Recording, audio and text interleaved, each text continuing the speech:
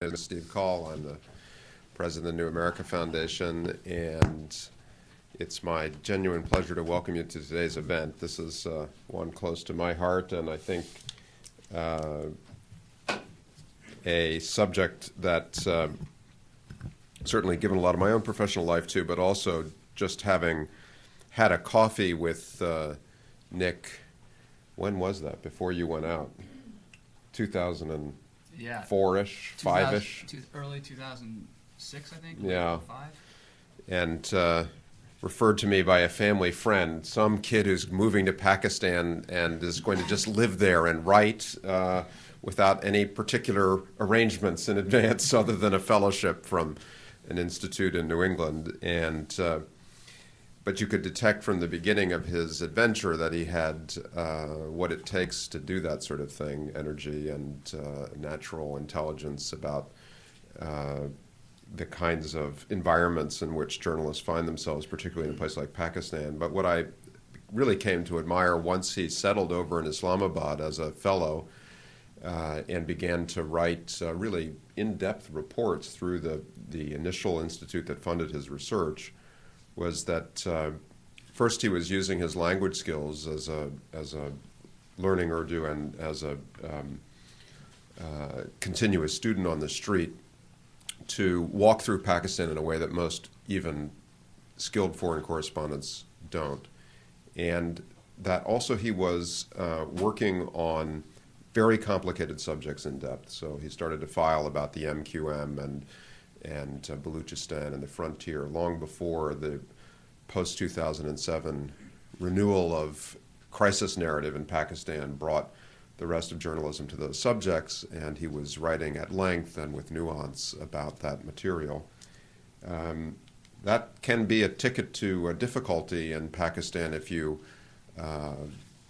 begin to question the role of the government and the army, and particularly during the period up until democratic restoration in early 2008. It was easy to be confused as a journalist, and this has been a sort of a structured ambiguity in Pakistan for a long time, structured to give the state options to deal with journalists who travel to uncomfortable places. It's often been unclear when you work in Pakistan as to where you're exactly permitted to go and exactly under what circumstances. Some things are clear, but many things are deliberately constructed to be ambiguous, and Nick's travel continually pressed the boundaries of what was permissible or what was permissible if you went to a certain place and didn't write an uncomfortable report. You might be given a pass if you went there and you started to document patterns and voices that made the government uncomfortable. Then you can expect, as Nick eventually received, a knock on the door from the Inter-Services Intelligence Agency, which expelled him once and then I guess twice in some kind of formal way when he won permission to go back. But this book, To Live or to Perish Forever, is, I think, a very important piece of political reporting at a time when the subject matter has obviously presented itself once again at the center of American foreign policy. And I'm struck, as someone who talks about the subject a fair amount myself, how much of a need and really these days a craving there is in American culture, American media, and even in the government for understanding, for depth, for detail, because it is a paradox of American foreign policy now, particularly in Pakistan, that we are engaged in one of the most important foreign policy narratives in the world in an area where the American system has relatively little exposure and depth.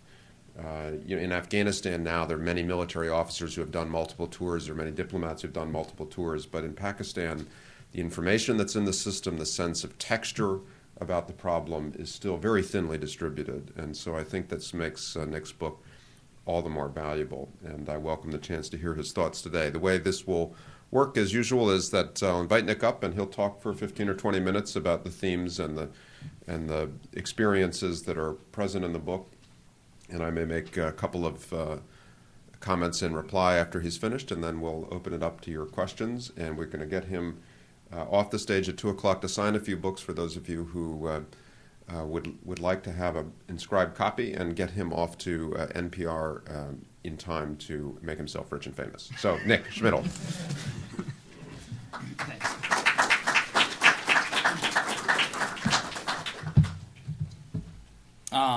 So, Steve, thank you to both of you for the introduction, and to New America for kind of having been my home. I think when I was kicked out and arrived in Washington on a Saturday evening, and by Monday morning, New America had me on a panel with Steve and Peter and Steve Clemens, and it was just one of those things where you thought, this is home here. So it's been a very comfortable. It was a very comfortable transition, made all the more comfortable by New America's hospitality. Unfortunately, my wife, who was the source of the introduction to Steve's family friend through this long sort of Byzantine relationship, where my wife said, well, my husband would love to meet Steve Cole sometime, and it just sort of worked out. She can't make it. She left for the Grand Canyon this morning to go whitewater rafting for a week. So fortunately, my parents came, and as well as some old friends. So thanks, everyone, for coming. I'm going to talk about the book through the course of 3 themes. Reading periodically throughout, but keeping the reading segments very short. And those themes are ethnic politics, the paranoia and schizophrenia of the state, and finally the Taliban. And we can talk at length about any of them or in the question and answer as well. I guess the first question is to live or to perish forever. You're probably asking yourself, where did this semi-self-righteous title come from? The title is actually borrowed from a 1933 treatise that was written by a young Pakistani named Chaudhry Rahmat Ali. And Chaudhry Rahmat Ali at the time was advocating that the Northwest Territories of Pakistan or the Northwest Territories of what was then a united India form Pakistan. And so he wrote in this pamphlet called Now or Never, Are We to Live or Perish Forever, that we, quote, have a still greater future before us, if only, speaking as an Indian Muslim, if only our soul can be saved from the perpetual bondage of slavery forced in an all-India federation. Let us make no mistake about it, the issue is now or never, either we live or we perish forever. So this is the foundation of the title there. In the same treatise, he introduces the idea, or the name of Pakistan. And Pakistan, in Urdu, Pak means pure, and Stan means land of. So collectively, the name means land of the pure. So when you're sort of lobbying for a country built on Muslim ideology, this is also it was a perfect title. On another plane, however, Pakistan represented the amalgamation, sort of an acronym of the ethnicities that dominated northwest Pakistan. You had P for Punjab, you had A for Afghania, or the Northwest Frontier Province, K for Kashmir, S for Sindh, and Baluchistan, T-A-N. And collectively, you smashed those together, took out the I, and you had Pakistan. This amalgamation of ethnicities accounts for Pakistan's dynamism, but also sort of explains many of the problems that are undergirding all the conflict that we've seen over the course of the past several decades. And Karachi is a microcosm for this. Karachi is a city of 18 million people that has long been affected by ethnic, sectarian struggle. There were Muslims fighting against Hindus at the time of the partition. There were Sindhis fighting against Mahajers being those people who came from India to Pakistan right around the time of the partition. They were fighting throughout the 60s, 70s, and 80s. And then you had Pashtuns fighting against Mahajers for the past 2 decades. And the Pashtuns are native of, as I was mentioning, the Afghania province, the Northwest Frontier Province. 2 years ago today, on March 12th, 2007, these tensions boiled over.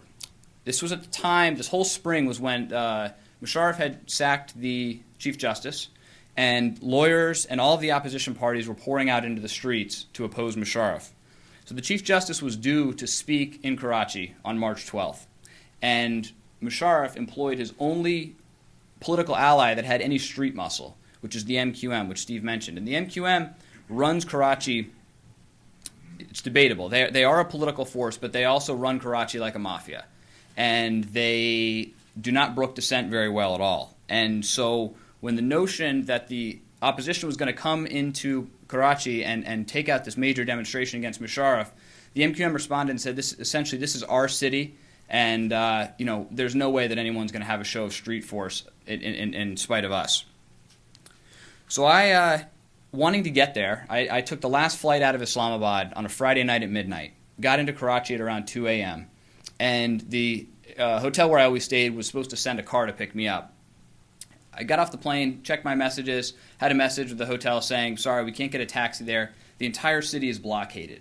What the MQM had done is they had commandeered all these 18-wheelers and water supply trucks, lined the airport, taken the air out of the tires, and sort of said, okay, the Chief Justice might land, but he's never going to get to his destination. No one's going to protest because they've taken over the roads. So I go running out of the airport terminal, trying to get to the taxi stand before all the other people on my airplane, hoping that once I get there, I can grab the only taxi and get to my airport. Of course, I get there, run up to the stand. I said, I'll take one taxi to the Embassy Inn Hotel. And the guy looked at me and he said, can't you see there's no taxis here? No taxis can get in. And the airport, at that point, I'd sort of turned around and there are people sleeping on the grass, sleeping in the terminal. No cars are anywhere. So the notion of sleeping in the airport was not why I just made this trip to Karachi. So I was determined to get into the middle of the city, and I started walking. And at this point, I relished working by myself rather than sort of working in clusters of journalists. And I began walking. I began walking out of the airport and thought, I would really rather have a travel buddy at no point than right now. Mm-hmm. And there were police officers that were saying that the MQM had set bonfires all around the airport. You could hear gunshots going off in the air, and it was like, this is not. It's now 2:30 a.m. It just had the feeling that this is not going to turn out as planned. And there's one guy walking ahead of me, and I said, very sheepishly, sir, where are you going? And so, can I possibly tag along with you? Come to find out, this guy was the head of Karachi's anti-violent crime cell unit, and he had been called. He was in Islamabad at the time and had been called back on vacation to come and make sure that he was present in the city. It was just sort of serendipity to the max. And turned out that he, beyond one of the roadblocks, had a Jeep waiting with a gunman and a driver and a little siren that we could put on top of the car. The trip still should have taken only about 15 minutes and took 2.5 hours because we had to go totally around the city because the MQM had blocked off all the major passageways. So we get to, I get into the city, or get into the hotel. It's around 4 a.m., wake up the next morning. And so the morning of May 12th, and I'll read a little bit here. On the morning of May 12th, after a few hours of sleep, I walked onto the roof of the Embassy Inn Hotel to have a look over the city. Shari Faisal, the main road connecting the downtown to the airport, was empty. Hawks circled above, buoyed by thermals radiating off the asphalt. Gas stations had switched off the pumps and closed so that riders couldn't burn them down. Convenience stores, office buildings, and even the lobby of the Embassy Inn had draped thick curtains over the windows to prevent bricks from crashing through. But the absence of traffic made you wonder if all the preparations may have been for naught. How could there be riots with no people? I heard the horns first. Down the road, a caravan consisting of more than 40 trucks, buses, and motorcycles inched around a bend, heading in my direction. Men crowded on the tops of the buses, waving the plain red flags of the Awami National Party. The Awami National Party, or the ANP caravan, resembled a flotilla of warships heading into battle. Buried somewhere in the mass of the vehicles and the red flags, an amplified voice barked commands. The distortion of the speaker made it hard for me to understand what he was saying, but I gathered from watching the activist that it had something to do with violent disobedience. Men suddenly put down their red flags, leapt off the bus, and began throwing rocks at parked cars and homes. Others snapped branches off the trees that decorated the median and swung them at low-hanging telephone wires. I heard the deep-throated chuck, chuck, chuck of shotguns being fired into the air. The roof struck me as a bad place to be standing during the aerial firing, so I headed inside. That day, about 40 people died in ethnic battles that took. Essentially the conflict boiled down to an ethnic battle. It was the Mahajers against the Pashtuns and opposition parties aligned with the Pashtuns. So Musharraf had, in trying to preserve his own political life, had sort of stoked an ethnic battle. And it was a sign that this was the beginning of the end. He was desperate. He was insulated. He was acting like sort of like an insulated dictator. Just doing things that were in a totally irrational way. But another aspect of this dynamic has begun playing itself out now. And the MQM, with its thuggish pretenses, has declared that, as there have been rumors that the Taliban are moving into Karachi, that this is their city, and that there's no way that they're going to let the Pashtuns or any Taliban take over their city. So the MQMs played this card. They've pasted the walls of the city with signs that say, "Save your city from Talibanization." And in doing so have rekindled a lot of this ethnic tension. So about 2 weeks ago, upwards of 40 people were killed in ethnic battles in Karachi. But because of the news cycle in Pakistan at this moment, it was a story that if it made any of the news stories, was like the final sort of throwaway paragraph. After the Taliban did this, and then 40 people died in Karachi. So a really remarkable instance that, in my mind, supports the notion that a lot of the violence that we see in Pakistan is because of ethnic reasons and not necessarily because of religious reasons. This is a fairly good pivot to talking a little bit about schizophrenia and the paranoia of the state. So, people ask, what is the Pakistani government thinking? I certainly don't have the answer to that. But during the May 12th battles, and while the government was bashing on lawyers and civil society and journalists, and in opposition to those who were trying to advocate the rule of law, the Red Mosque in Islamabad was amassing weapons, doing so right under the government's nose, doing so within a stone's throw from the headquarters of the ISI, the Parliament building, the U.S. Embassy. The government Musharraf and his boys wanted this. They wanted to play on this. They wanted to have something where they could go to Washington and say, we've got this Taliban problem. And what better way to do it than to have what they thought was a manageable little Taliban problem in the center of the capital. And so in the course of the spring of 2007, while they were fighting against the Democrats, the liberals, if you will, the mosque was amassing weapons. My relationship with this mosque was particularly close, and the book charts my relationship in particular with the imam of the mosque, Abdul Rashid Ghazi. There's a chapter that's dedicated to the military standoff itself, but throughout the piece, Ghazi is my window into this world of fundamentalism, not only in Pakistan, but in Bangladesh, in Afghanistan. I would go places, he would take his business card, sign his name on the back, and say, show up when you get there and pass this to the imam and tell him that I sent you. So in early 2007, Ghazi's female madrasa students took over a children's library. This was the first step in the standoff, and more or less taunted the government, more or less said that, look, come and get us. They sent boys to patrol around outside the mosque who were holding lawn tools, some holding guns, all of them very young kids. They were kidnapping brothel owners, kidnapping police officers. And so I was watching this transformation inside the whole time, and I will read a quick passage. I once pointed to a Kalashnikov leaning up against Ghazi's computer desk. That's new, I said. Nah, I've always had that. But what about that, I asked, pointing to the short, fat cylinder fixed to the underside of the barrel. Oh, that's a grenade launcher. A friend recently gave it to me, Ghazi said. He showed me how it worked, able to launch grenades over a wall at a range of 1,300 feet. In other words, the perfect weapon to be used against an encroaching force if you're holed up, surrounded by high walls inside of a mosque. Ghazi had overhauled his information and propaganda center after the, quote, female commandos took over the children's library. A half-dozen new computers were brought in, manned by several of Ghazi's tech-savvy disciples. Industrial-grade CD and DVD burners churned out propaganda material and footage of Taliban-led ambushes and IED explosions in Afghanistan. In response to those who suggested that Ghazi wanted to take Islamabad back to the 8th century, he told me, "We don't want to go backwards. Why would I give up my computer, my mobile phone, my walkie-talkie, and my fax machine?" The changes weren't limited to Ghazi's armory and technology either. In fact, just about the only thing that seemingly didn't change in the bowels of Ghazi's operations center was the Spring Inks color process chart by Sherwin-Williams tacked up on the wall. A weird choice for wall art? Yes. But if you were a jihadi who believed depictions of the human form were haram, then what better way to spruce up a room with color than a poster of paint swatches? Security tightened around the mosque, too. Getting in to see Ghazi became arduous. He requested that I call at least an hour before arriving. That gave him enough time to notify the vigilante scouts pacing the sidewalks out front that a Western journalist was expected and not to attack him with a rusty shovel. So this double-mindedness and this incomprehension of government policy, I, as Steve mentioned, also unfortunately witnessed up close. There is a notion within the Pakistani establishment that Western journalists can't and will never be able to understand Pakistan.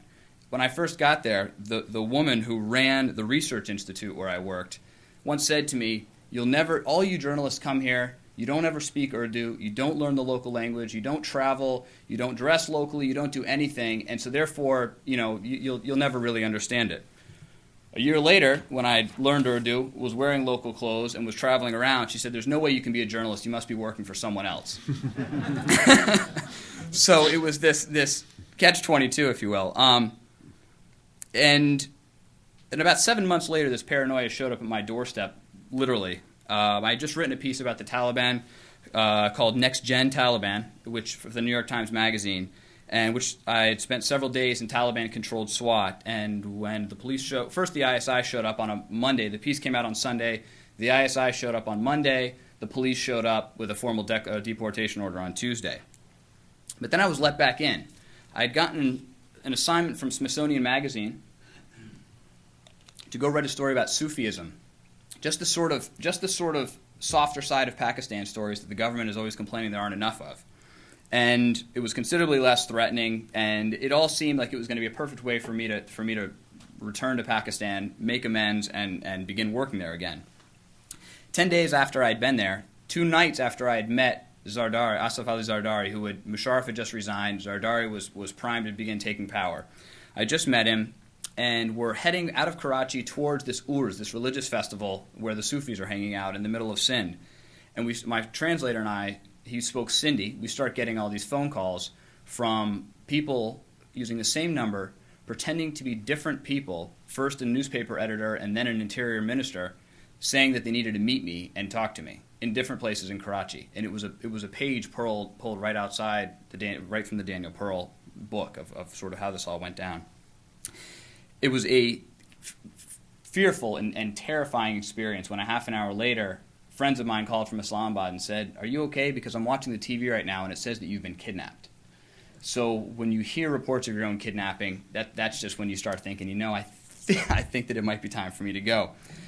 Anyways, that was on a Wednesday afternoon. On Thursday morning, I opened up the newspaper, and the newspaper reported that Nicholas Schmidle, U.S.-based journalist, went missing from Karachi. Schmidle is the editor of the U.S.-based magazine Smithsonian and had been visiting Pakistan more frequently. The source further said that Schmidle used to work on terrorism and other issues of Pakistan. It has also been learned by the source that Schmidle had been deported from Pakistan some 2 years ago. So whether it was a shot across the bow, a forecast of intent, or whether they were just trying to get into my head, nonetheless, they did. And at that point, I said, all right, it's time to go. The U.S. Embassy actually took me to the airport. They also had been hearing reports that my name had been coming up in all these internal communications between the ISI and various intelligence agencies. The embassy didn't know if my name was being brought up because the ISI was worried for my safety or whether the ISI was the concern. So I'm in the terminal. I've been driven to the airport in a bulletproof car, and I'm trying to call my dad to tell him that this has all sort of gone terribly wrong. And he's in the Pentagon, and I start telling the story 2 or 3 times as to the details of what happened, and every time I start telling it, the phone cuts out. And I thought, oh man, someone just get me to Dubai. So that was fairly freakish. And in Dubai, when we left in January, it felt very much, when we were deported in January, like it was a bureaucratic snafu, that I'd go, let the air clear, and be able to come back. But this time was different. This time I left in a bulletproof car. And I knew sitting in Dubai that unfortunately I was done with Pakistan for a while. I needed a lot more time away from the intelligence agencies. And I had left most of my optimism about Pakistan back at the Urs, the religious festival. Really, what was there to look forward to? Musharraf was gone, but the military was still in control. Elections had brought a democratically elected civilian government, but average Pakistanis felt no more empowered than they did before.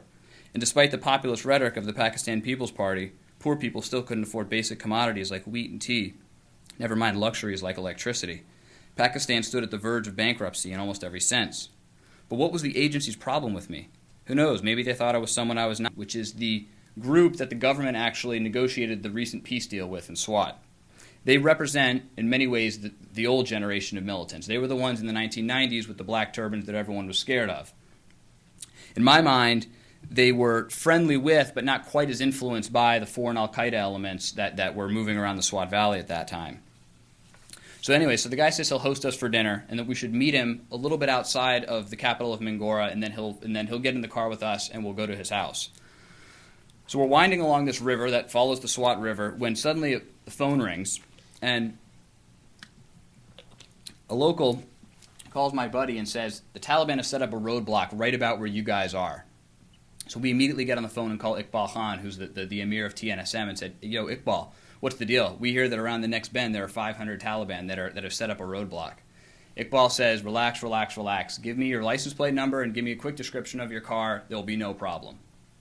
The Taliban were set up the roadblock looking for three things: looking for tape decks or CD players, making sure that women were properly covered, and looking for spies. So I'm sitting in the back seat, dressed in a shalwar kameez, with a dastmal, which is the white and black checked scarf, and with my hair dyed so that I can blend in, now feeling like I'm probably not going to pass as a local. Also feeling, when you're dressed in local clothes and you're about to get into trouble, you get very self-conscious, like a kid sort of who's in trouble on Halloween and realizes that he's wearing a Spider-Man costume and you just look really silly. So Iqbal Khan he says, don't worry about it, proceed on. And so I want to read this description of the checkpoint here. 5 flatbed trucks blocked the road. As many as 50 Talibs with black turbans, shoulder-length hair, and long beards were packed tightly on the back bed of each pickup truck. Their rocket launchers and Kalashnikovs poked out in every direction. They looked like a frightening combination of livestock being taken to slaughter in an overstuffed vessel of Viking raiders. If one budged from his spot, he might have swiped his fellow Talib in the back of the head with a rifle barrel. A few dozen Talibs manned an impromptu checkpoint while a line of cars waited inspection.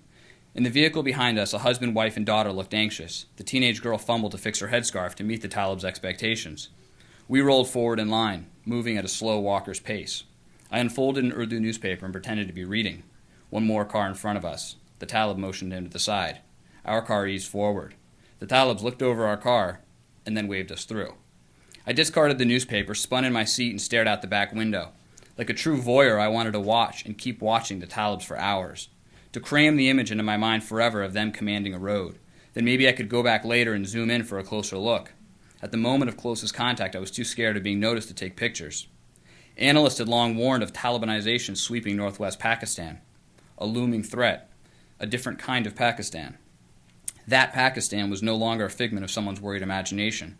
4 hours from the capital, 5 trucks of militants, totally unchallenged by the police, paramilitary forces, or the army, had arrived and were in charge. So we get to Iqbal Khan's house, and we break the fast. It was during Ramadan.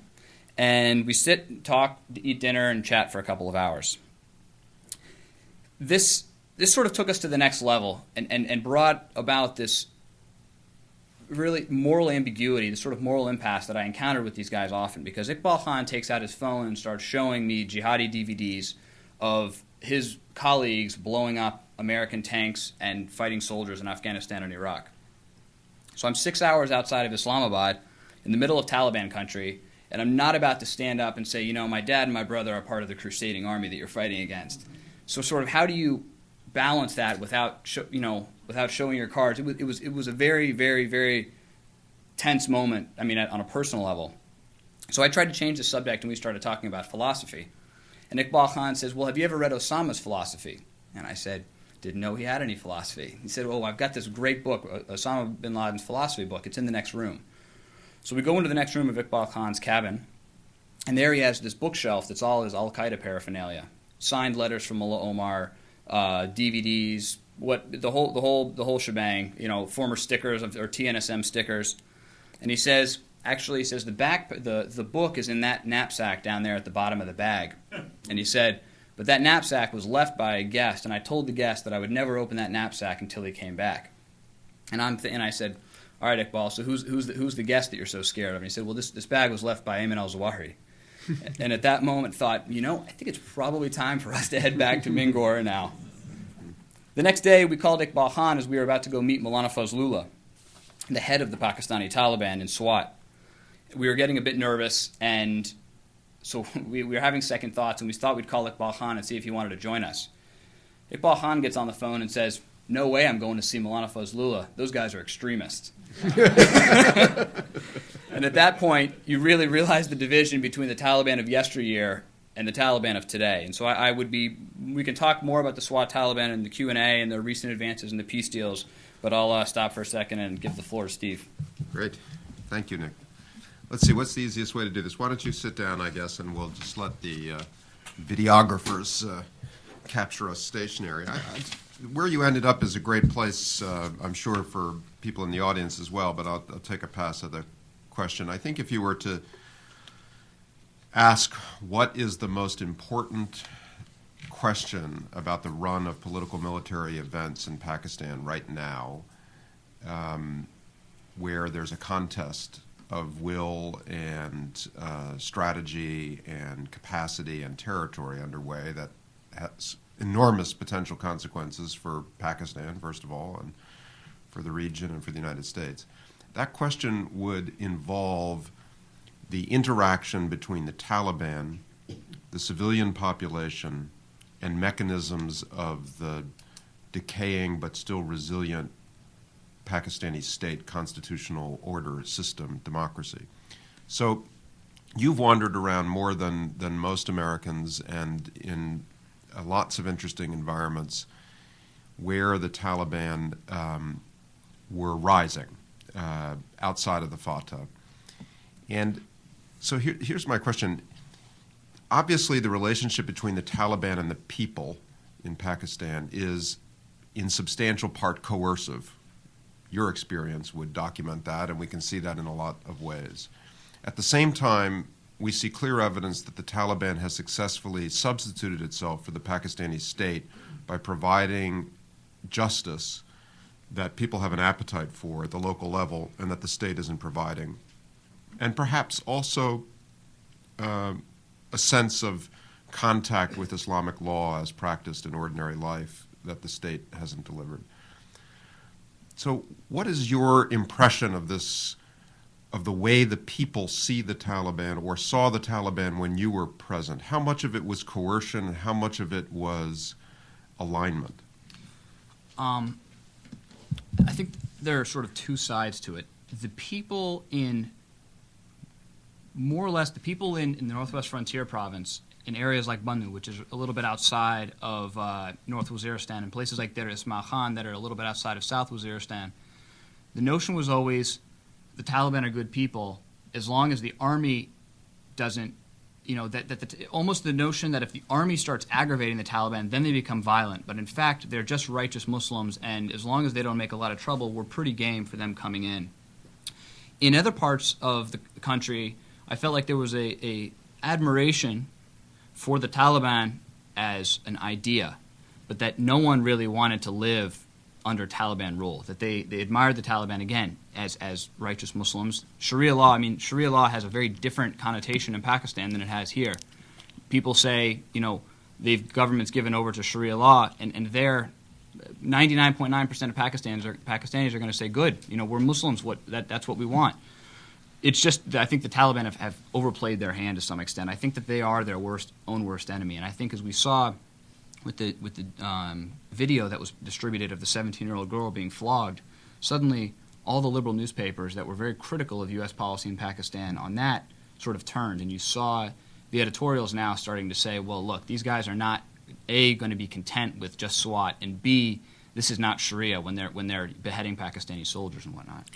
Well, and so just one other question along those lines, following up on your last observation. When a couple of weeks ago, the passivity of the army as the Taliban poured down into Bunair raised the question of whether the Pakistani state was just exhausted, so exhausted that it was not going to find a capacity to resist the Taliban's march.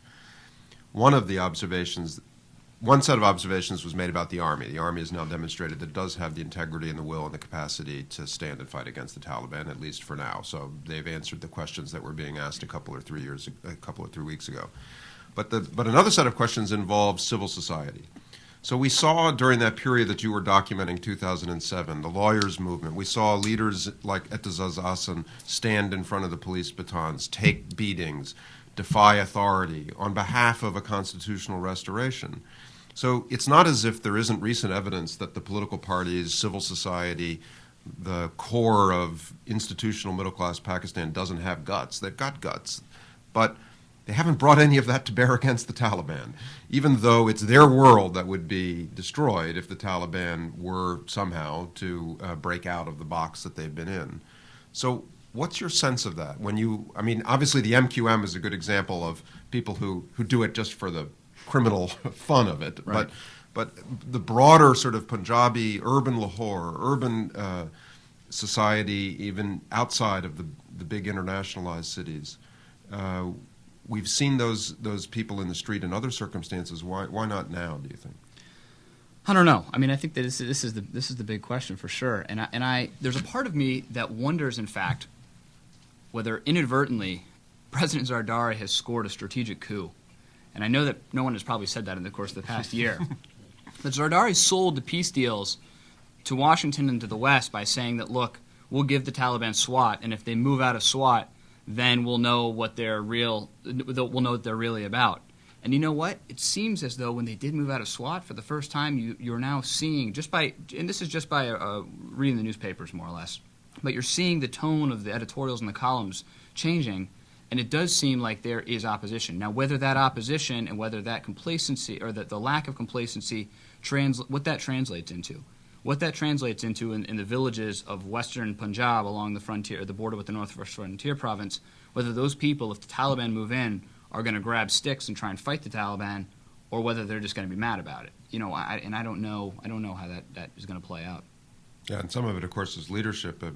Watching President Zardari's comments during his recent visit. I mean, obviously, he sometimes he sounds so detached. It's like he's analyzing a country from his condo in Dubai rather than being the president of the country. But you can imagine what his wife, for all of her many and splendid flaws, would have been saying and doing. She would have been on the front lines, walking in the marketplaces and comforting people in hospitals and making defiant speeches. And so it's, to some extent, it's about civil society, and maybe to some extent it's about leadership and just the way just they to make interact. one point about that. I think that the government has a enormous opportunity right now with all of these internally displaced people. You have hundreds of thousands that are camped, that are crammed in very small areas, and if the government had the foresight to move into these camps right now and make sure that besides whatever UNHCR can provide, that the government is providing over and above, because these people, when the army takes back Mingora eventually, when it regains the streets, the army's going to tell these people they can come back, and then the people are going to go back to SWAT. The Taliban are going to eventually descend from the mountains, and it's going to happen all over again. And if the people leave these camps with the sense that the government is actually going to be behind them, it presents a golden opportunity, one that I fear the government is not taking advantage of. And it's the same way with the way that the government abandoned the tribes over the course of 2001 until today, in not supporting tribes as Maliks were disgraced and whatnot, that I feel like it's passing up this opportunity. This is the sort of indigenous force, though, that could play against them in SWAT. Yeah, it's very interesting, and I'll stop. But I just to clarify for the audience, there are 360,000 internally displaced people who have been registered just in the last period of weeks since this. I believe that's correct, and and there's another 900,000 IDPs who have been displaced because of less well-publicized army operations in Bajur and environs.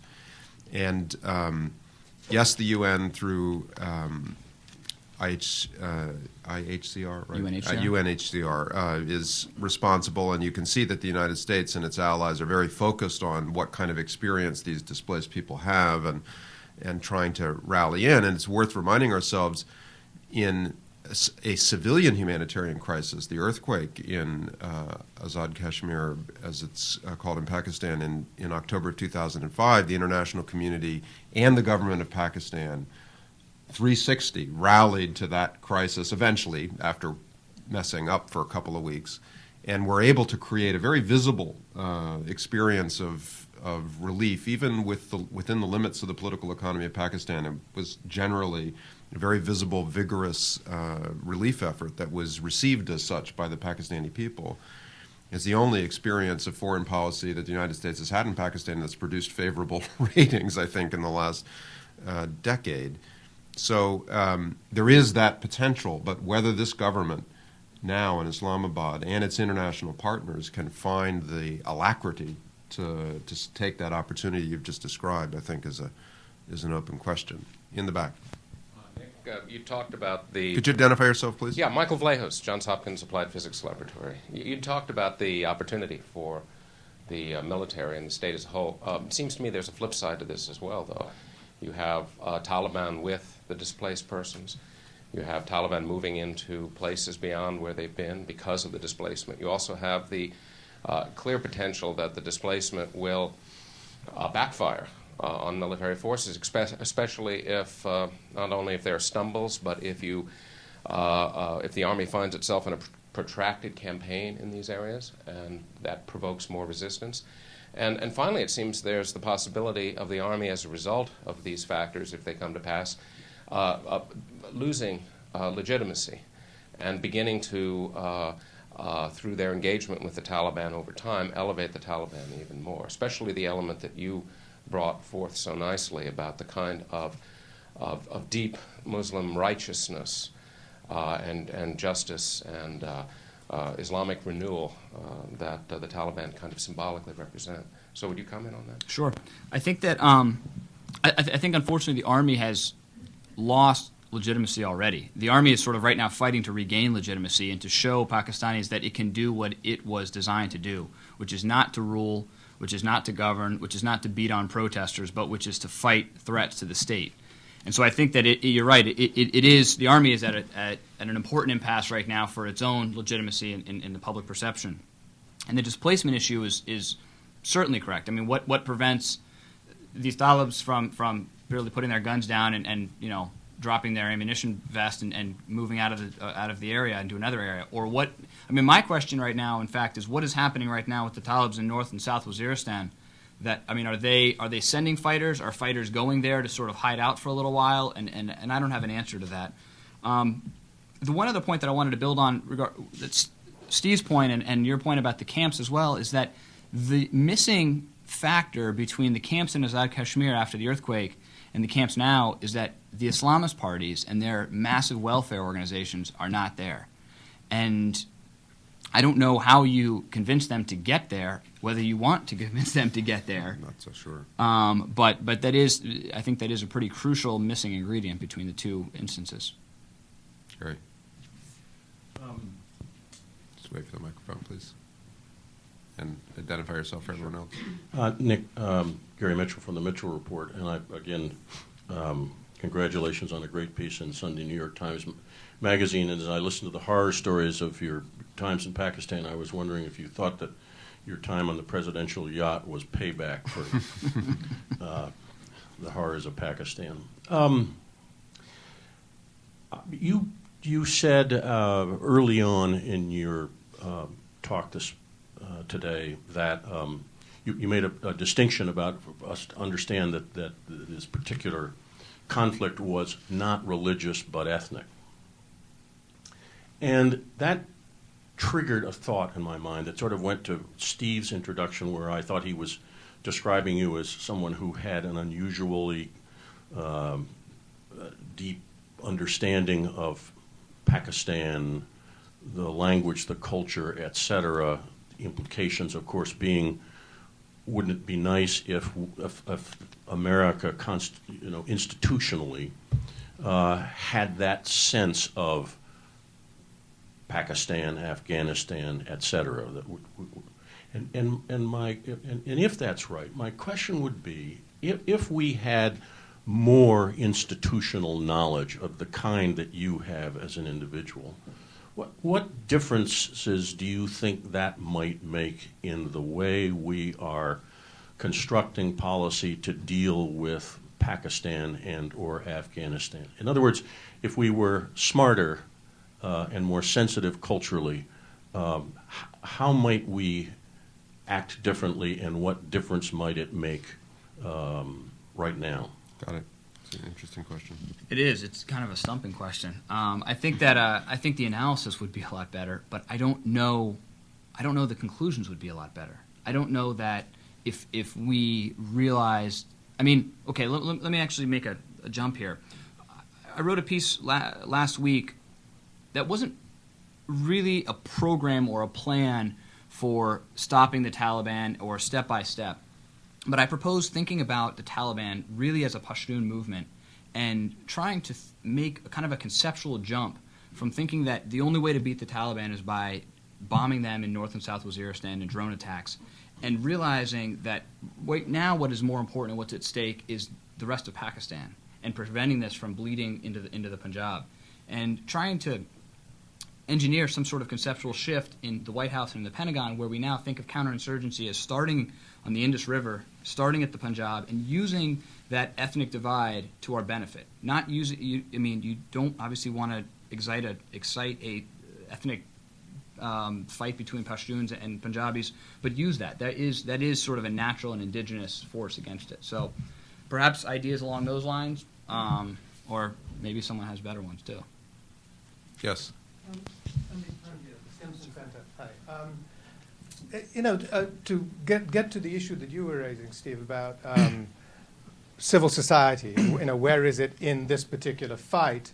And I wonder whether there isn't, I'd be interested in your comment, Nick, about this, I wonder whether there isn't actually a sort of more Pakistan-centered perspective on this, namely that, at this historical juncture, with democratic restoration being as new as it is in Pakistan, that civil society's main focus really is on consolidating what has taken place in the last year and a half. And that's where their attention is, that's what they're concerned with. And that's where they're thinking of putting their energies. And there was an editorial in Dawn a couple of days ago that basically said, we really do need to be doing this as well, that this is part of the fight. That if we don't do this, then this other fight that's going on that the army is carrying out is really going to be a very incomplete and a sort of very unsustainable one. And so I wonder whether that's the answer to the civil society question, namely that, Pakistani civil society in the heartland, in Punjab and Sindh anyway, is in fact right now focused on consolidating democracy, basically. And, you had, of course, even more recent examples in the mass mobilization just a month ago, right? A little over a month ago. So that, I guess, is sort of one part of the picture. And then maybe, and I'd be particularly interested in your comment on this, Nick, but, when you look at the NWFP, it seems to me that civil society there has a very particular provincial perspective, that their perspective is really one of normalizing the province. And that means really dealing with the fact that the province's own internal political reality includes a whole lot of overlap with some of these security issues that we're concerned with as outsiders. For them, it really is a matter of sort of bringing it all together and seeing if they can't make a unified political life out of it. So, if you have something to say about that, it'd be interesting. Do you want to give it away? You go first. I'll chime in. I think that the question, there was actually just an IRI poll that was released yesterday that suggested that what you said, there were a couple of different questions that did illustrate that people were still, even though despite their disillusion with President Zardari, were still very much game and very excited and very willing to consolidate the democratic restoration over the course of the past year. I think U.S. policy right now is at a really interesting point because we realize that Zardari has no support. I think the poll yesterday said that he's got a 19% approval rating.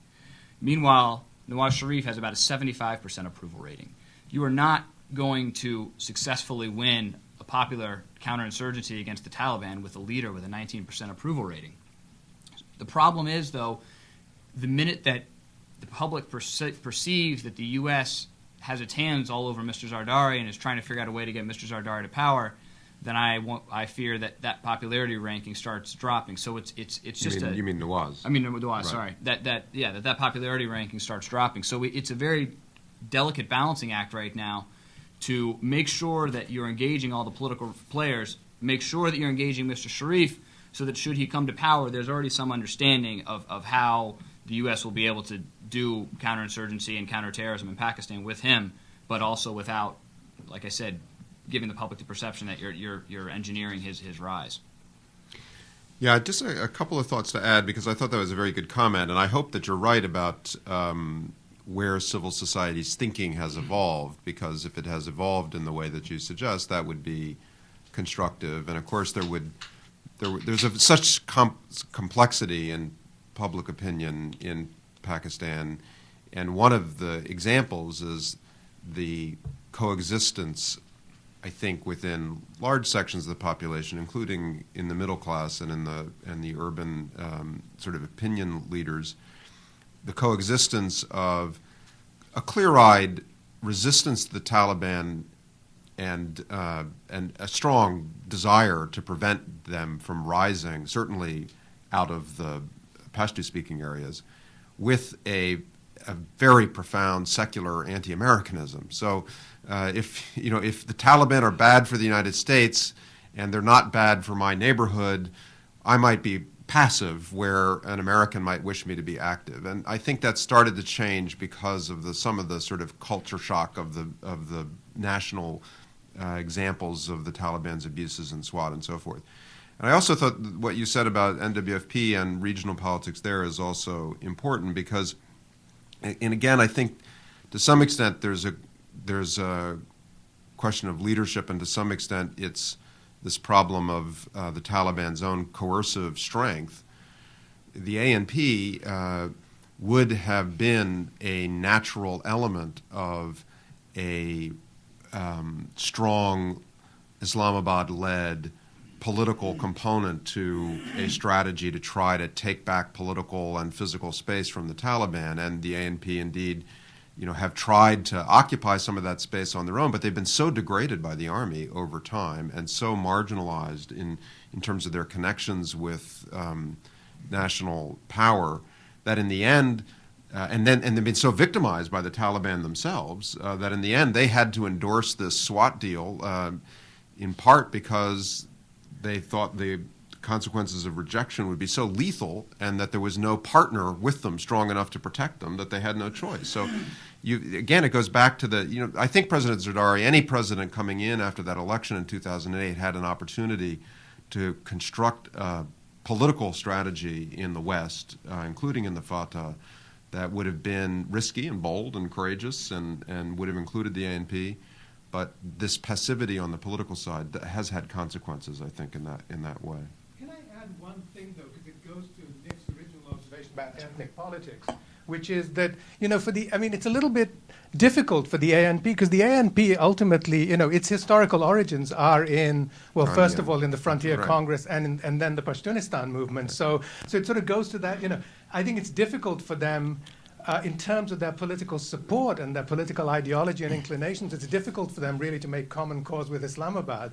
And I think that we, as we make U.S. policy, really have to bear that in mind, that even our friends and the secular forces in the frontier, have their own provincial impulses and imperatives. And I think that that's what makes it hard to construct a national strategy and a military strategy behind it, I think. I'll make a quick observation on that. In December of 2007, as political parties were gearing up for what were then supposed to be elections the first week of January of 2008, before Ms. Bhuttos' assassination, the ANP's only real shift from what the religious parties were doing was a rhetorical one, in that you would talk to religious parties and they would say that President Musharraf is acting at the U.S.'s behest and they're killing Muslims in the Northwest Frontier Province. And you talk to the ANP and they'd say, yeah, we've got to stop this Talibanization, but the President Musharraf acting at the behest of the U.S. has got to stop killing Pashtuns. And so that, you're right, it presented a very difficult, they couldn't really speak that much against the Taliban without jeopardizing their own support, and it's been a very tough road for the ANP. I don't know that the ANP has necessarily showed anyone that they have any answers at all that they proposed in January of 2008. Yes, there, and then we'll head back to the back of the room. Yeah, Chris DeAngelis, Office of the U.S. Trade Representative. I'd suggest that longer term, the political situation, definitely there's need for reform, but in the short term, don't you think a lot of the problems that they have there right now are focused on lack of employment, economic opportunity, narco trafficking, smuggling, terrorism, joining the Taliban, and there's some of the few guys out there that are going to pay people. So, and what role does the lack of economic development have in all this? I think that's crucial. And in fact, this IRI poll yesterday, when people were asked their biggest concern, it was overwhelmingly inflation, and then unemployment, and then like 3% terrorism. 17 and 19 for the previous one. So I think that's right on. I don't know the Taliban affected areas, the problem is how does the USAID, how does anything that has any American stamp operate in those areas and actually get money to the people? I mean, you can't, there are no development projects are feasible in South Waziristan when the Taliban are sort of giving their stamp of approval to everything that's happening there.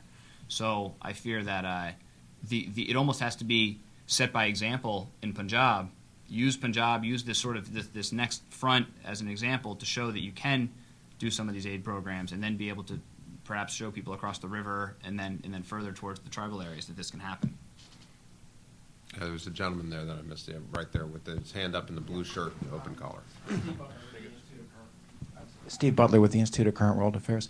What has happened over the past year to the leadership of the Taliban, and more broadly to the unity or lack thereof, and also to the political leadership in Fatah areas? Yeah, so real quick point, by the way, Steve was the director of the foundation that sent me to Pakistan and dealt with me as we were, getting kicked out and all that. So, the Taliban, in many ways, are a collection of gangs, and there are alliances when they need to be made, and they break when they don't need to be made. In South Waziristan, for instance, to give a quick example, there are two tribes in South Waziristan, the Masuds and the Wazirs. And Baitullah Masood and his boys have historically been at odds with Molvi Nazir and his guys. In the minds of the Pakistani establishment, because Molvi Nazir and his boys are more interested in fighting in Afghanistan, they, in the minds of the ISI and the establishment, are good Taliban. And Baitullah Masood and his boys are considered bad Taliban. Now, they have been at odds before. They have fought many wars over the presence of Uzbeks in both of their areas. And yet, a few months ago, they both announced a statement that they were part of the United Mujahideen Council and they were going to begin sort of fighting together in Afghanistan. So you can't, the tribal issue, I think you can't overlook. I think those divisions are still there. But when opportunism comes, then the groups will gain together. And the same thing in Swat. You have, the TNSM is the old generation. They're discredited. The peace deal was doomed to begin with because rather than signing the peace deal directly with the Taliban, directly with the guys who were causing the trouble, the government thought, well, we can probably sell this better if we do it with this religious party, TNSM, and then let them handle the Taliban rather than us dealing directly with them. And I think it was a fatal mistake. The gentleman in the front row here is. Just wait for the microphone and please identify yourself. Thank you. My name is Nasir Shansrab. I represent Democracy International here. And by the way, I'm a Pashtun. I have a removable beard. I left my beard in the car before I came.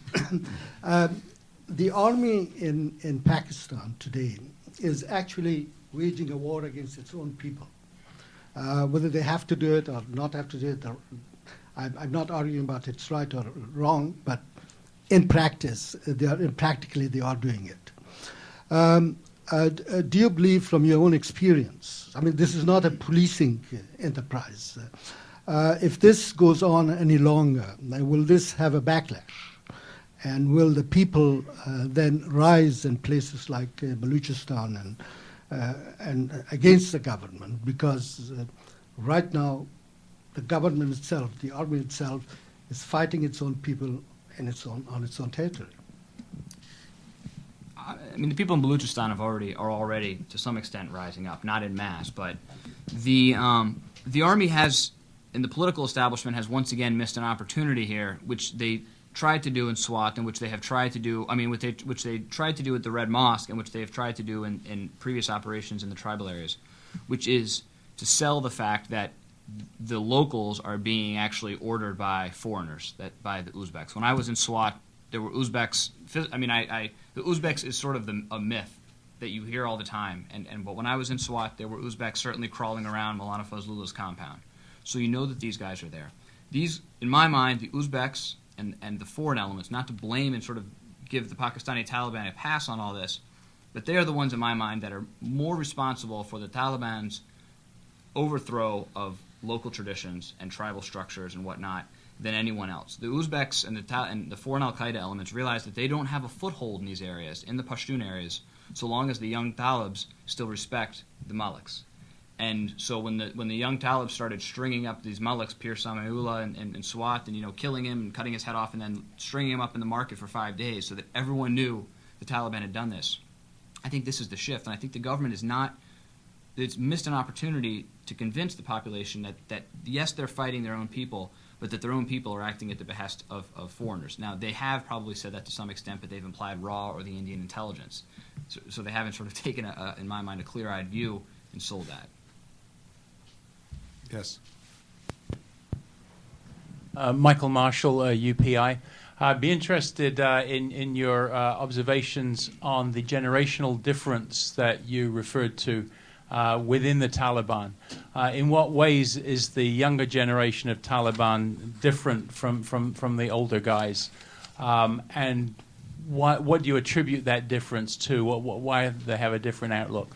And somewhat related, how did the Taliban come to replace the tribal leadership to the extent that they've done? And is the tribal leadership complicit, co-opted, or coerced?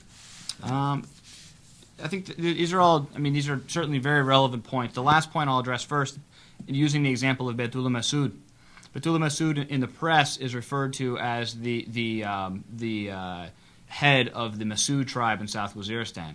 This is totally erroneous. The guy is in his early 30s. He's a former gym rat who made the ranks by pure fighting skills and by his lieutenants having an ample supply of suicide bombers. Anyone who sort of opposed Baitullah Masood, including a Taliban leader up in the Khyber agency, they throw these young kids at these rival leaders.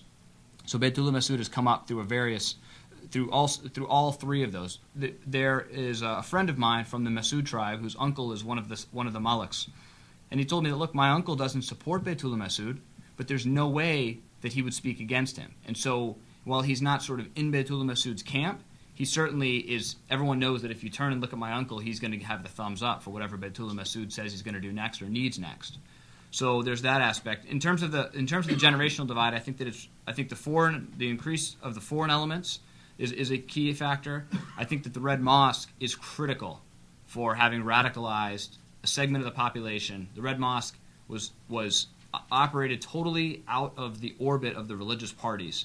And when the religious parties tried to convince the Red Mosque to stop doing what they were doing, the mosque sort of said, "You guys don't understand. You don't have your pulse on the young generation like we do." And inside the mosque, you saw an increasing number of young kids, university educated, that were going and flocking to be with the mosque. It was more of sort of a political reaction. So when the government stormed the mosque in July of 2007, I think this also sort of kick-started a large segment of population that were willing to fight just to fight and not so wedded to the madrasa system or anything like that, which is how the first generation of Taliban were. Do you have time for one last question? Yes. Thank you. My name is Salek Faruqi. I'm a doctoral researcher from the University of Michigan. So one question that I have is, you've talked about ethnic schisms in Pakistan. You talked a little bit about the religious schisms in Pakistan. One thing I think you've missed is the overwhelming cleavage in class, which is that it is a predominantly feudal society. And I would like to hear what your comments are in terms of the states losing legitimacy, and this is ruling elite both in the civilian and the military branch of the ruling elite, because of the fact that they've, over the last 60 years, have not delivered any kind of social services to the rural poor, essentially. And that is where extremist ideology, the Islamist parties, have taken root. And there's other connections there too, in terms of the Cold War, et cetera, et cetera. Right. No, I think that the lack of land reforms is crucial. And if we look at a group like Sepah Sahaba, the sort of initial anti-Shia sectarian group, they formed in Jung in southern Punjab and lower Punjab in the mid-1980s, partly as a result of sectarian politics, but partly as a result that all of the major landlords were Shia. And so those Sunnis from the congested middle of town were able to sort of drum up all this support against the Shia, mainly for class reasons. And I think you've seen the same thing in Swat as well. You've seen some of the big landlords represented oftentimes by the Awami National Party. They've lost credibility. The Taliban have been able to sort of to cleavage this, like you said, to play on both ethnic reasons, political reasons, and class reasons. And that accounts for, that's why you can't, in a single word, say why is the Taliban rising? There are so many different ways that they're doing this right now.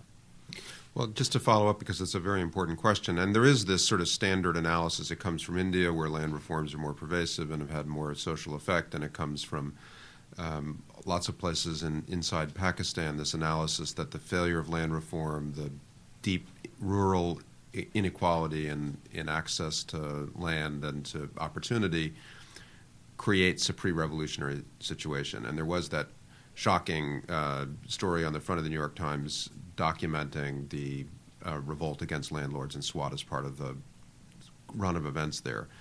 And so I think it's an important framework. You could also turn it around and say, why hasn't this dog barked more than it has? And in the Punjab in particular, and I wonder in Jong and places like that where you traveled, there's often in these kinds of settings a degradation of the rural poor, a disenfranchisement, and a lot of other factors that are at work in their sort of political potential. But do you have any impressions about whether this class element, obviously it's one part of the scene, but could it become dominant in some way as part of Taliban strategy, or are the Taliban themselves disconnected from this kind of class strategy in some way? I think it plays into it because it gets also back to the issue of justice. And when you have the peasants who are living on the farms and the justice is being adjudicated by a landlord who sits there. I mean, I was in southern Punjab once and saw a landlord with 40, 50 people just around him. And he's this Western-educated secular guy. And to watch him hearing these cases and then just dictating these people's lives, it was an unbelievable thing to see. You thought, well, this guy's got no religious credentials, no legal credentials, no nothing, except that he was born into a family with a lot of land. And the Taliban have played on that for sure. And this that gets back to the justice issue that they'll pull the judicial rights from these landlords, and then they'll sort of